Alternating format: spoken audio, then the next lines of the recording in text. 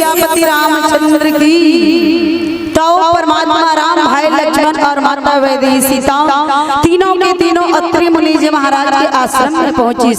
जैसे अत्रि मुनि जी महाराज ने पता चली कि मोर कुटिया में प्रभु राम आवत है, अत्रि मुनि जी महाराज अपन कुटिया ले बाहर निकल के दंडवत परमात्मा राम ने प्रणाम करे धरी। जैसे प्रभु राम ने दंडवत प्रणाम करे लगी, परमात्मा राम अत्रि मुनि जी महाराज ने उठा के अपन सीने से लगा ली। प्रभु राम ने पाके आज अत्रि मुनि जी महाराज अपन जीवन में धन्य कर ली। कहते प्रभु आज मोर जीवन के हर कर्म के फल की प्राप्ति हो गई। आपके दर्शन करने बड़े बड़े संत महात्मा मन बड़े बड़े यज्ञ हवन तपस्या करना पड़ते, लेकिन आज मोर जीवन के कर्म है प्रभु कि आज स्वयं आप 14 साल के वनवास के अंतर्गत मोर कुटिया तक चल के आए, मोर दर्शन दे, ये मोर सौभाग्य। अत्रि मुनि जी महाराज लेके प्रभु राम अपन कुटिया के पास गए। अब कैसे कुटिया के पास घिसना तो प्रभु राम की पत्नी जगत जननी जगदम्बा माता वैदेही सीता अत्रि मुनि जी महाराज की पत्नी माता अनसुईया ले देखे और लिखते अनसुईया के पद गई सीता मिली बहुर सुशील विनीता। अनसुईया के पद गई सीता माता सीता देखी कि अत्रि मुनि जी महाराज मोर मोर मोर पति के प्रणाम करते, लेकिन वो परमात्मा राम ने ईश्वर के स्वरूप में देखा थे, भगवंत के स्वरूप में देखा थे और भगवंत के स्वरूप में देखे के बाद भी ऊपर प्रणाम करते। लेकिन मैं तो पुत्र वधू काकर राजा दशरथ के और पुत्र वधू होए के नाता जो माता अनसुईया है, जो ऋषि पत्नी है, वो मोर मां के समान है, मोर और सास के समान है, तो मोर फर्ज बनते कि मैं ओकर प्रणाम करूं। अनसुईया के पद गई सीता माता वैदेही सीता माता अनसुईया ले प्रणाम करी। अब जैसे माता अनसुईया ले प्रणाम करिस ना तो माता अनसुईया माता सीता ले उठा के अपन समीप बिठा ले।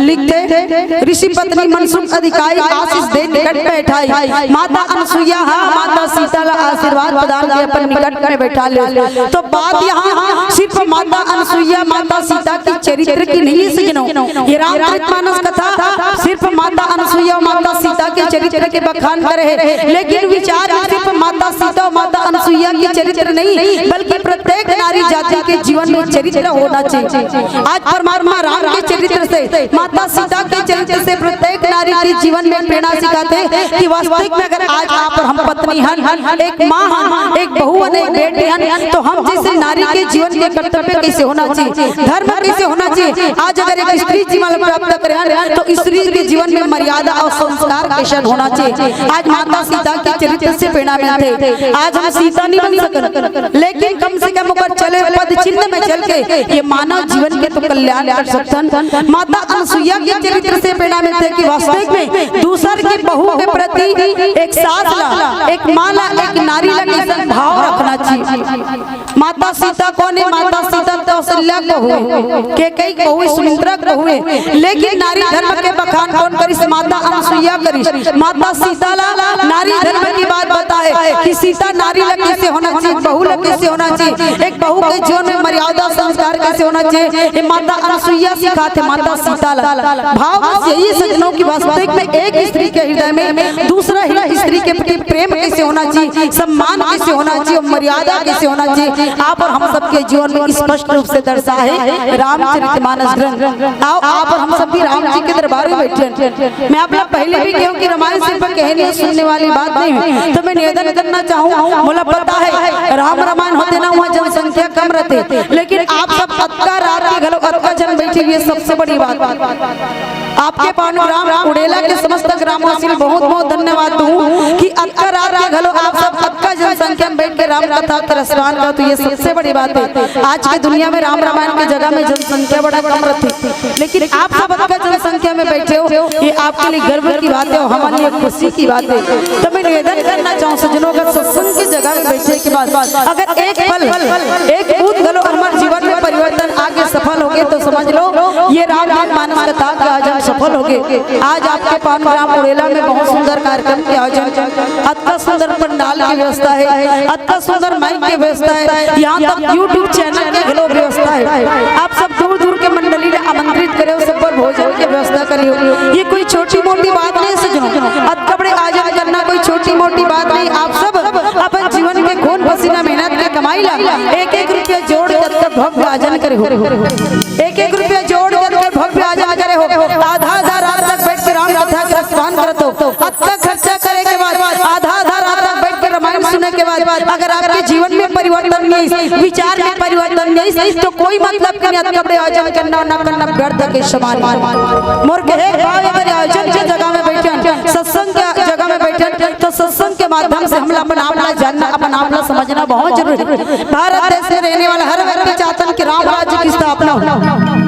एक बार तो आयोजन करते हर इंसान चाहते हैं कि राम राज्य लाएंगे, राम राज्य लाएंगे, राम राज्य लाएंगे। मैं मानस मंच के माध्यम से कहना चाहूँ सज्जनों, राम राज्य इतना आसानी से आने वाला नहीं है। राम राज्य के लिए सिर्फ भगवा कपड़ा पहन के, भगवा झंडा पकड़ के एक लाइन में राम नाम में नारा लगा से राम राज्य की स्थापना होने वाला नहीं है। राम राज्य की स्थापना के लिए धर्म के लिए आगे आना पड़ी, एकता बना के रखना पड़ी, भाईचारा प्रेम विश्वास बना के रखना पड़ी, तभी राम राज्य की स्थापना हो सकती है। अन्यथा जीवन भर यही सोचते रहे जब होगा हम सुधरेंगे, युग सुधरेगा, हम बदलेंगे, युग बदलेगा, ये सुधरेंगे और बदलेंगे वाला सिस्टम तब तक चली, तभी तो इस समय आना चाहिए कि हम सुधर गए, युग सुधर गए, हम बदल गए, युग बदल गए। आज भारत देश के सरजमीला वैसन बेटा की जरूरत है, वैसन बेटी की जरूरत है कि कहे कि मैं सुधर गया, युग सुधर गया। सिर्फ आयोजन करे से, आयोजन में भाग ले से, दान करे से, कोई कपड़े आयोजन सफल करे से कपड़े कार्य पूरा होने वाला नहीं है। कार्य पूरा कब होई जब हम अपना आपला समझबो, जब हमारे ऊपर ये जिम्मेदारी है, तभी आप और हम सबके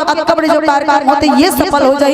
ये राम मानव कथा आप और हम सबके जीवन में सिखाते आओ। माता अनसुईया, माता सीताला एक पत्नी धर्म के बाद कौन से बताते हैं नीचे दिव्य वसन भूषण पहिनाए, जे नित नूतन अमल सुहाए, कारिसी वधु सरस्वती बानी, नारी धर्म कुछ ब्याज बखानी। माता अनसुईया के बारे में बाबा गोस्वामी तुलसीदास जी महाराज बखान करी, दिव्य वसन भूषण पहिनाए। माता अनसुईया, माता सीताल अपन पास में बिठा ली, अब अपन पास में बिठा के बहुत सुंदर आभूषण दी, नित्य नूतन भूषण पहनाए। ऐसे कपड़ा दी जिन कभी मैला नहीं होने वाला, कभी गंदा होने वाला नहीं है, उनमें कोई प्रकार का दाग पड़ने वाला नहीं। माता अनसुईया, माता सीताल कपड़ा दी और कपड़ा ला दे के बाद माता अनसुईया कहते कि सीता आज तोला प्राप्त कर चुके हो, आज ते अगर मोर जगह में आ चुके हैं तो मैं तोला एक नारी धर्म की बात बताना चाहता हूँ। कौन सी नारी धर्म की बात लिखते? माता पिता भ्राता हितकारी, इस संसार में कई प्रकार के रिश्ता है, माता पिता भाई बंधु ये सब कुछ रिश्ता है, लेकिन इधर में एक समय होते, एक सीमा होते, एक साथ देके माता पिता भ्राता हितकारी, माँ अगर साथ दी तो एक समय तक ही साथ दी, पिता अगर साथ दी तो एक समय तक ही साथ दी, भाई अगर साथ दी एक समय तक ही साथ दी, एक सखी साथ दी तो एक समय तक ही साथ दी, एक सीमा के साथ ही मना। लेकिन दूसरी बात में मित्र पद सब सुनो राजकुमारी, अमित दानी भ्राता वैदई अधम सुनारी जो सेवन ही। माता पिता भाई सखी सहेली ये सब एक मर्यादा तक एक सीमा तक साथ दी, लेकिन जो पति के साथ है वो जन्म जन्मांतर तक के साथ है। जो पति और पत्नी के रिश्ता है जन्म जन्मांतर तक का रिश्ता है। और एक नारी के परीक्षा कब होते हैं? धीरज धर्म मित्र अनुनारी, तीन प्रकार के रिश्ता विपत्ति के समय में ओकर परीक्षा होते। काकर धीरज के आदमी के जीवन में कतका धैर्य, कतका धीरज आदमी के जीवन में कतका तकलीफ आए के बाद ओकर जीवन में धीरज कतका है, एकर परीक्षा विपत्ति के समय होते। और दूसरा परीक्षा होते धर्म के। व्यक्ति के जीवन में अगर कोई प्रकार के दुख और तकलीफ आते तो कब तक धर्म के रास्ता में चलते, वो कब तक धर्म के राही बन के चलते, ये दूसरी बात। और तीसरा परीक्षा क्या कर होते नारी कि पति के जीवन में जब जब विपत्ति आते तब तब नारी के परीक्षा होते कि वास्तविक में पति और पत्नी कब तक के साथी होते। पत्नी के परीक्षा एक स्थिति होते कि पति के साथ तो साथ फेरा लगा चुके हैं, लेकिन पति के साथ हर सुख और दुख में कदम से कदम मिला लेकर जिंदगी व्यतीत कर सकते। एक स्थिति तीन जीव के, तीन व्यक्ति के हमेशा एक समय परीक्षा होती है जब विपत्ति के समय आते तब। अभी विपत्ति में अगर समय निकल गए, विपत्ति में अगर साथ छूट गए तो समझ ले नारी जीवन में कल्याण हो गया। लेकिन माता अनसुईया कहते सीता तोला ये बात बता, जरूरत नहीं नारी धर्म की गुणगान करे, जरूरत नहीं मैं तोर लिए बात नहीं कहता हूँ, बल्कि तोला एक माध्यम बना हूँ, एक माध्यम बने हैं संसार में रहने वाले प्रत्येक नारी जाति के धर्म के लिए, प्रत्येक नारी जाति की मर्यादा के लिए लिए ये बात बोले के माध्यम बना के कहे जाते हो। ये माता अनसुईया माता सीताला कहते। सज्जनों, सिर्फ माता सीता के लिए नियम नहीं बल्कि प्रत्येक नारी जाति के लिए भी ये नियम लागू हो चुके हैं कि हम अभी एक मर्यादा में कैसे रहना चाहिए, एक सीमा में कैसे रहना चाहिए। आज हर माता पिता चाहते हैं कि मोर लड़का के जीवन में अच्छा संस्कार हो। हर दाई दादा के सोचे कि बेटी और बेटा के जीवन में सही संस्कार हो।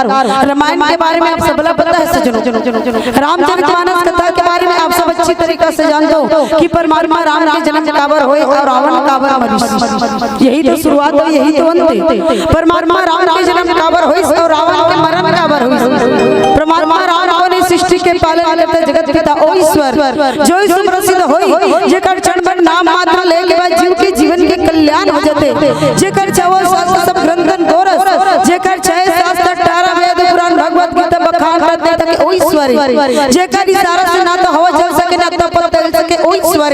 अब आज ईश्वर मानव के रूप में जन्म लेने के बाद नाना प्रकार की नरलीला करी।